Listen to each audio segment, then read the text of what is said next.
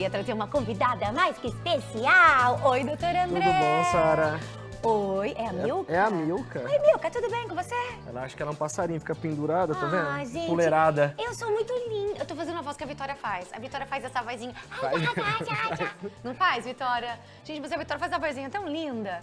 Oi, Milka, suas vacinas estão em dia? Com certeza. Imagina se não. Sara, a vacina é um dos cuidados básicos e talvez um dos mais importantes para a saúde dos pets. Tá. Então a gente considera, dentre todos os cuidados que a gente vai citar, como castração, uma boa alimentação, enfim. A vacinação é um dos principais. Ela é responsável por manter a saúde deles, dos pets, por evitar doenças que podem ser fatais. Né? A gente tem doenças aí que não tem tratamento, como nos cães, a sinomose, enfim.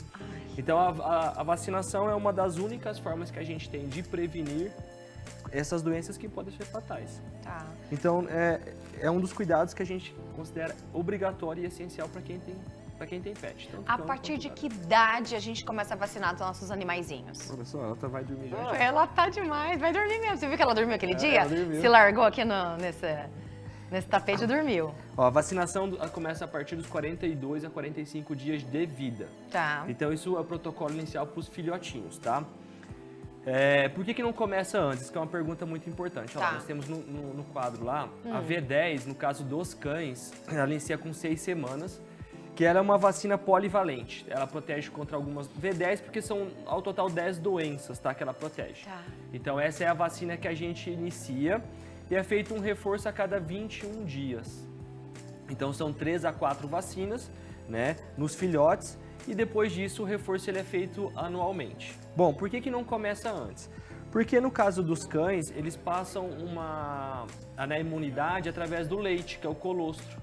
Então a gente inicia a partir dessa idade justamente porque entende-se que até esse período, 40 dias, ele já tem uma imunidade materna. Lembrando que a gente só pode passear com os cães depois que terminar o protocolo vacinal. Depois tá? de tudo isso aí? Depois daquela primeira etapa, que são 3 a 4 doses. Tá.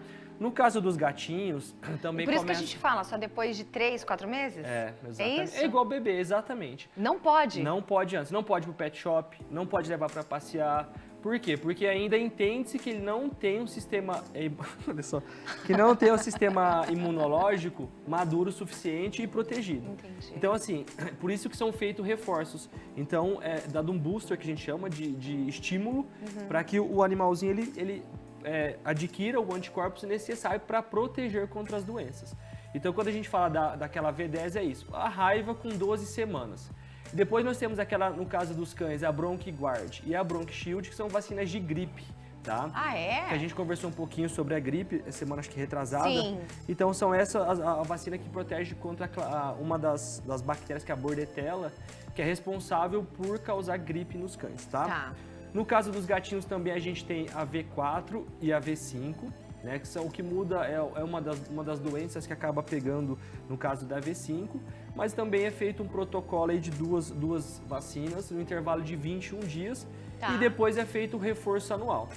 Bom, só depois que a gente então termina esse protocolo de 3 doses quando eles são jovens, tanto o cão quanto o gato, que eles estão aptos, né, e com o sistema imunológico saudável, protegido, né, para proteção contra essas doenças, que eles podem passear, pode ir para o pet shop, enfim.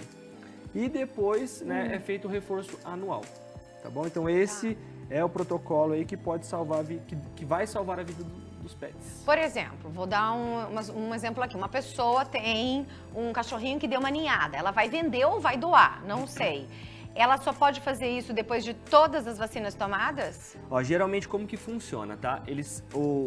As pessoas que que criam esses pets Tá. para revenda, geralmente eles dão a primeira dose de vacina Tá. e já vendem ele, tá bom? Só que aí com toda a orientação e para dar continuidade no protocolo de vacinação.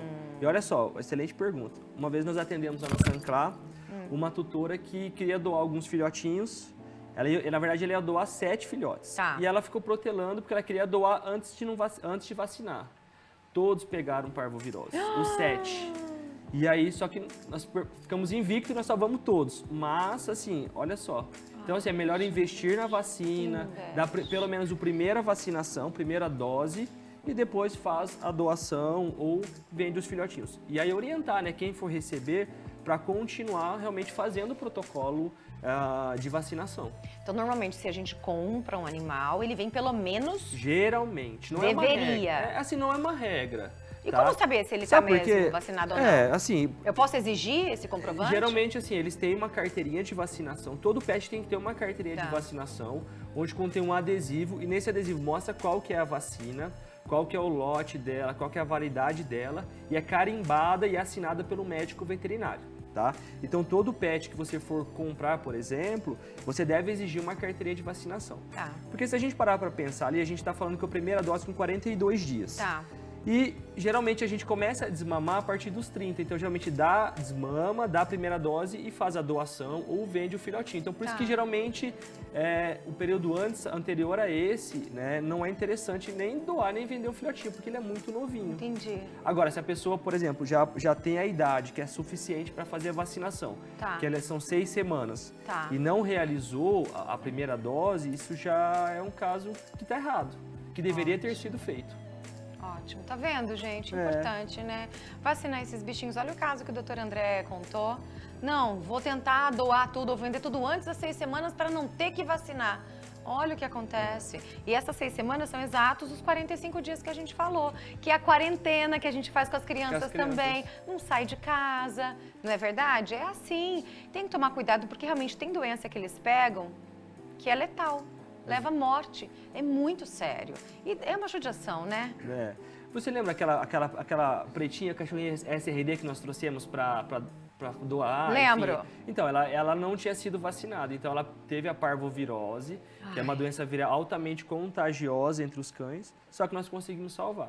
Só que quando a gente fala de outras doenças, como, por exemplo, a sinomose, a taxa de cura ela é muito menor, né? O risco de óbito é altíssimo. Sem falar de transmissão para outros pets, né? Então tem que tomar bastante cuidado mesmo, tem que vacinar.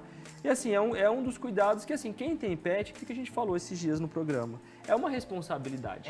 Uma responsabilidade. É uma responsabilidade, tem que vacinar em dia, vermifugar, né? É importante castrar, quando for passear. Eu costumo falar assim, são basicamente 5 ou 6 cuidados. Bom, vacinar em dia, vermifugar, né? Que é remédio para evitar que tenha verme, né? Para evitar qualquer tipo de infestação de verme. A gente tem passear sempre na coleira e na guia, por mais bonzinho que o pet seja, jamais deixar ele solto. Por quê? Porque se ele passar um carro, por exemplo, uma moto, ele se assustar, ele pode ser atropelado. Se vier outro cachorro de rua que está solto e aí ele querer avançar, você não consegue recolher ele na guia e proteger ele para que ele não seja atacado. Então, o que é natural?